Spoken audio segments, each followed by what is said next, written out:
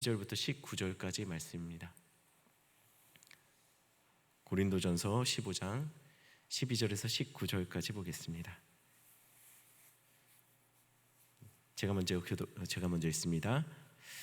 그리스도께서 죽은 자 가운데서 다시 살아나셨다 전파되었거늘 너희 중에서 어떤 사람들은 어찌하여 죽은 자 가운데서 부활이 없다 하느냐.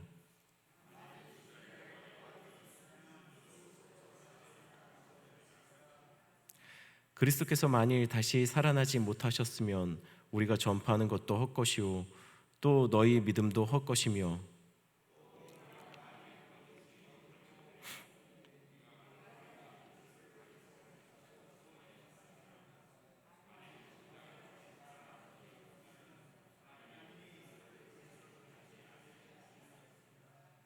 만일 죽은 자가 다시 살아나는 일이 없으면 그리스도도 다시 살아나신 일이 없었을 터이요.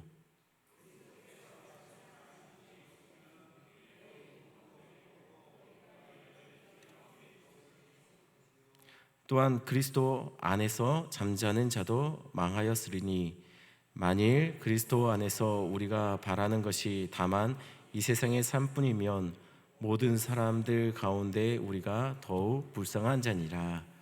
아멘. 기도하겠습니다. 하나님, 오늘 하루를 또한 말씀으로 시작하고 기도의 자리에서 시작하는 우리 성도들, 오늘 특별한 하루를 허락하여 주시옵소서.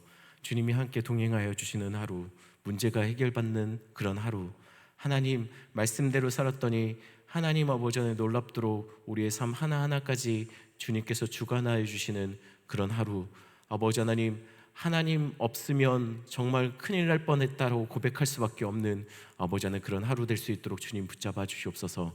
인도하실 하나님 감사를 드리며 예수님의 이름으로 기도드렸습니다. 아멘. 계속해서 고린도를 우리 다루고 있습니다. 그 중에서 오늘 어제 오늘 계속해서 우리가 부활에 관해서 다루고 있습니다. 부활이라는 것에 대해서 이야기할 때 왜 고린도 안에서 이 부활이 문제가 되었는지 먼저 배경을 살짝 먼저 이야기하겠습니다. 고린도라는 도시는 다양한 종교와 인종 그리고 전혀 다른 사상들을 갖고 있는 사람들이 모여 있는 도시입니다. 특히 이 도시는 헬라 철학의 영향을 받았습니다. 그 중에서도 이원론적인 세계관이 강하게 영향을 뿌리 박혀 있던 그런 도시였습니다. 영혼은 살죠, 영원히. 하지만 육체는 사라진다는 거예요. 이런 생각들이 이 안에 지배적으로 자리 잡고 있었고, 이런 생각은 고린도 교회 성도들 안에도 뿌리 깊게 자리 잡고 있었습니다. 사람이 죽으면 몸은 썩어져서 없어지죠. 하지만 영혼만 존재한다라고, 영혼 불사하고 있다라고 사람들은 그렇게 믿은 겁니다. 한마디로 육체의 부활은 없다는 겁니다. 성도들도 그렇게 믿은 사람들이 많았어요. 이에 대해서 바울은 고린도 성도들에게 이 문제에 대해서 오늘 이렇게 이야기합니다. 12절 말씀입니다. 한 목소리로 읽습니다. 그리스도께서 죽은 자 가운데서 다시 살아나셨다 전파하였거늘 너희 중에서 어떤 사람들은 어찌하여 죽은 자 가운데서 부활이 없다 하느냐. 사도 바울은 격양된 목소리로 부활이 없다는 고린도 교회의 어떤 자들에게 이렇게 말하고 있습니다. 그리스도께서 죽은 자 가운데서 다시 살아났다고 내가 전파했는데 어찌하여 죽은 자 가운데서 부활이 없다 하느냐라고 따지고 있는 것이죠. 사도 바울에게 있어서 가장 핵심적인 가르침은 십자가와 부활입니다. 그 중에서도 부활 신앙은 더욱더 사도 바울에게 있어서는 특별한 것이었어요. 왜냐하면 사도 바울에게 있어서 예수 그리스도의 부활이 없다면 그의 인생에 이와 같이 사도의 전도자의 삶은 없기 때문입니다. 예수 그리스도의 부활은 그의 전 인생을 뒤집어 놓은 사건이었기 때문입니다. 부활이 없었다면 사도 바울은 여전히 십자가의 원수로 살았을 겁니다. 왜 그런지를 한번 이야기하겠습니다. 먼저 예수 그리스도를 만나기 이전의 사도 바울의 시점에서의 십자가를 한번 이야기하겠습니다. 사도 바울에게 있어서 십자가 사건은 도무지 받아들일 수 없는 신성모독을 일삼던 한 이단의 괴수가 죽은 사건입니다. 이것은 예수 만나기 이전의 사도 바울의 시점이라는 겁니다. 바울에게서는 예수가 십자가에 죽으신 것은 당연한 겁니다. 죽어야 할 자가 죽은 겁니다. 그런데 예수 그리스도의 십자가가 있은 후 얼마 지나지 않아서 예루살렘에서는 그의 잔당들이 여전히 예수가 메시아이고 그가 부활했다는 말도 안 되는 소문을 퍼뜨리고 있는 거예요. 이 소식을 듣고 그는 참을 수가 없었습니다. 어떻게 해서든지 이들의 잘못된 가르침이 더 이상 예루살렘과 성전을 모독하는 일이 없도록 바울은 막아내고 싶었던 것 같습니다. 그래서 예루살렘에서 그는 그들을 모두 잡아낼 일을 그 일에 깊이 관여했고 주도했던 것으로 보입니다. 그것이 시작된 출발점이 바로 스데반 순교 사건이죠. 스데반이 사람들에게 돌에 맞아 죽임을 당할 때 사도 바울이 성경에 처음으로 등장해요. 사도행전 7장 58절 여러분 찾지 않으셔도 되고 제가 읽어드리겠습니다. 성 밖으로 내치고 돌로 칠세, 이건 스데반을 칠 때의 이야기입니다. 증인들이 옷을 벗어 사울이라는 청년의 발 앞에 두니라 라고 말합니다. 사람들이 스데반을 돌로 칠 때 스데반을 고소했던 증인들이 옷을 벗어서 그 옷을 청년 사울, 그러니까 사도 바울이죠, 바울 앞에 두는 장면이 나와요. 증인들이 그 옷을 바울 앞에 둔 겁니다. 이런 행동을 왜 했겠습니까? 이것에 대한 이유에 대해서는 구체적으로 성경이 말하고 있지 않습니다. 그러나 분명한 것은 이 증인들이 지금 스데반을 고소하며 그 사형 집행 과정 속에서 옷을 벗어 바울 앞에 둔 것은 스데반이 죽는데 바울이 그 뒤에 배우자 역할을 했고 이 사건의 주도적인 역할을 했다라는 것을, 그리고 또 증인들과 미리 교감하고 있었다라는 것을 알 수 있는 사건이죠. 그렇다면 스데반이 돌에 맞는 사건, 그리고 이어져서 그날 예루살렘에 큰 핍박이 임하고 사람들이 곳곳에 예수 그리스도를 믿던 사람들이 흩어지게 된 사건, 이 사건은 우발적인 사건이 아니라는 겁니다. 이미 계획돼서 일어난 사건이었다는 것이죠. 그렇게 이것이 예수 믿는 자들을 핍박하기 위해 사도 바울이 어찌됐든 간에 깊이 관여했고 그 계획에 어떤 한 몫을 담당했다라는 것으로 보면 나름 이 사건은 성공한 사건입니다. 그런데 바울은 여기서 멈추지 않습니다. 이만큼 했으면 됐지 않습니까? 이만큼 했으면 예루살렘에 예수 믿던 사람들이 전부 다 뿔뿔이 흩어졌으니 된 거 아닙니까? 그런데 사도 바울은 기어이 그 흩어진 성도들을 잡아 가두기 위해 이번에는 다메섹으로 이동하고 있어요. 그때 그 일이 일어난 겁니다. 평생 그를 부끄럽게 만드는 사건, 하지만 또한 그를 더 이상 십자가의 원수로 살 수 없게 만든 사건, 그 사건이 일어난 것이죠. 바로 부활하신 예수님이 그를 찾아오신 겁니다. 하필이면 그가 예수 믿는 자들을 잡으러 가는 그 길에서 예수님이 그를 만나신 거예요. 그리고 그 사건과 함께 그의 인생이 뒤집혀집니다. 그는 분명 들었습니다. 예수님 그의 음성을 말이죠. 그리고 그는 분명 그곳에서 부활의 주님을 만났습니다. 단순히 환상적인 어떤 신비한 경험이 아니라 부활하신 그분의 실존을 그는 경험한 겁니다. 그리고 그의 인생이 뒤집어졌습니다. 그렇기에 바울의 사역에서 십자가와 부활이 빠진다면 그의 사역은 아무것도 남는 것이 없는 겁니다. 그런데 지금 고린도 교회에 죽은 자의 부활이 없다라고 말하는 사람들이 나타난 겁니다. 어찌 바울이 이것을 강구할 수 있겠습니까? 그래서 바울은 13절부터 이 부활을 부인하는 것이 어떤 파장을 갖고 오게 되는 것인지, 이 부활을 부인한다면 단순히 부활만 부인하는 것이 아니라 이것이 꼬리에 꼬리를 물고서 어떤 결과를 초래하게 되는지에 대해서 지금 사도 바울은 강력하게 이야기하고 있는 거예요. 마치 사도 바울이 지금 이렇게 논리를 전개하는, 이것이 무엇인 줄 아냐? 그리고 이것은 이것이다 이렇게 꼬리를 물고 이야기하는 부분들이 예전에 저희 어렸을 때 이런 노래 많이 불렀죠. 그 맛있으면 사과, 사과는 맛있어, 바나나, 바나나 길어. 예, 이 노래 같이 마치 지금 사도 바울이 하나하나 이것은 이렇게 될 것이고 이렇게 되면 이렇게 될 것이고 계속 이어서 이야기하는 부분들이 있습니다. 13절 말씀 한번 제가 읽어드립니다. 만일 죽은 자의 부활이 없으면 그리스도도 다시 살아나지 못하셨을 것이다. 바울은 고린도 교회에 죽은 자의 부활이 없다는 자들에게 이렇게 말합니다. 만일 죽은 자의 부활이 없다면 그건 그리스도가 살아나지 못했다는 것이다. 왜냐하면 그리스도가 육체적으로는 죽었기 때문이죠. 14절 15절 이어서 이렇게 말합니다. 한 목소리 읽겠습니다. 14절 15절입니다.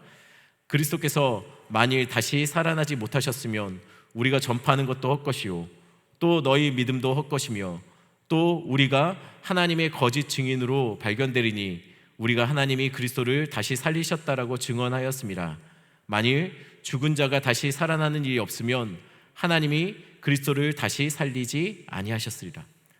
그럼 죽은 자의 부활이 없다면 예수는 살아나지 못했을 거고, 예수 그리스도가 살아나지 못했다면 그리스도의 부활을 전하는 우리의 전파도 헛것이고, 우리의 전파가 헛것이면 그것을 믿음으로 받았던 너희들의 믿음도 헛것이다 라고 얘기하는 거예요. 그럼 이것이 무슨 뜻인지 17절에 또한 이렇게 말합니다. 그리스도께서 다시 살아나신 일이 없으면 너희 믿음도 헛것이요 너희가 여전히 죄 가운데 있을 것이다. 만일 우리의 믿음이 헛것이면 그러면 가장 큰 문제는 우리는 여전히 죄 가운데 있게 된다는 것이에요. 왜냐하면 예수 그리스도가 죽어서 살아나지 않았다면 우리의 죄 문제가 여전히 해결되지 못한 것을 말하기 때문인 것이죠. 왜 예수 그리스도의 부활이 없으면 우리의 죄 문제가 해결되지 못하는 것일까요? 예수 그리스도의 부활이 없으면 그럼에도 상관없이 죄는 해결될 수 있는 거 아닙니까? 그래서 한때 어떤 분들은 그렇게도 말했습니다. 예수 그리스도가 그래도 하나님인데 십자가에서 어떻게 죽을 수 있느냐? 예수 그리스도가 십자가에 매달려서 죽으신 것은 사실은 진짜 죽은 것은 아니고 죽은 척한 것이다 라고 말씀하시는 분들도 있었어요. 여러분, 죄의 대가가 뭡니까? 죄의 대가는 사망이에요. 죄의 싹은 사망입니다. 값을 치러야 그 저주로부터 풀리는 거예요. 예수 그리스도가 죽지 않으면 우리는 우리의 여전히 죄의 값을 치러내지 못한 것이 되는 거예요. 예수님은 우리의 죄로 인해 십자가를 지셨습니다. 죽음은 죄의 대가입니다. 그가 그가 무덤에 들어갔다는 것은 곧 죄의 값을 치름을 말합니다. 그러나 그가 그 죽음의 자리에서 일어나 나오셨다는 것은 무엇을 의미하는 것일까요? 그것은 값이 완벽하게 치루어졌다, 청산됐다, 우리의 죄값이 청산됐다는 것이에요. 여러분, 감옥에 있는 사람들이 왜 감옥에 있는 것일까요? 죄값이 다 치러지지 않았기 때문에 감옥에 있는 겁니다. 감옥에 있는 사람들이 감옥에 걸어 나오게 된다면 그것은 무엇을 의미하는 것일까요? 법에서 정한 죄값이 다 치러졌다는 거예요. 예수 그리스도가 십자가를 지시고 무덤에 들어가셨다가 무덤에서 걸어 나오셨다는 것은, 죽음에서 걸어 나오셨다는 것은 무엇을 의미하는 것일까요? 그가 죄의 값을 다 치르셨다는 거예요. 또한 그를 믿는 우리도 모든 죄의 값을 다 청산했다라는 것을 말합니다. 그러니 예수 그리스도가 부활하지 않으셨다면 그는 여전히 죽음에 사로잡혀 있는 것이고, 그것은 곧 우리의 죄의 문제가 온전히 청산되지 않았다는 것을 보여주는 사건이라는 거예요. 또한 이것은 우리의 죄값이 온전히 청산되지 않고 우리도 역시 부활하지 못한다라는 것을 의미하기 때문에 18절에 이렇게 말합니다. 또한 그리스도 안에서 잠자는 자도 망하였으리라. 무슨 말입니까? 예수 그리스도 믿고 이 땅에서 손해보고 이 땅에서 억울한 일 당하고 때로는 예수 그리스도 인하여서 그 신앙 붙잡고 살다가 목숨을 잃은 사람들, 감옥에 갇힌 사람들, 매맞는 사람들, 이 땅에서 여러 가지 붙잡을 수 있는 이익들을 포기하면서 믿음 때문에 손해를 감수했던 사람들, 만약에 부활이 없다면 그것은 망한 겁니다.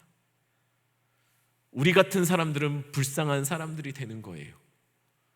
부활이 없다면 마음껏 살아도 됩니다. 부활이 없다면 이 땅에서 마음껏 죄짓고 살아도 됩니다.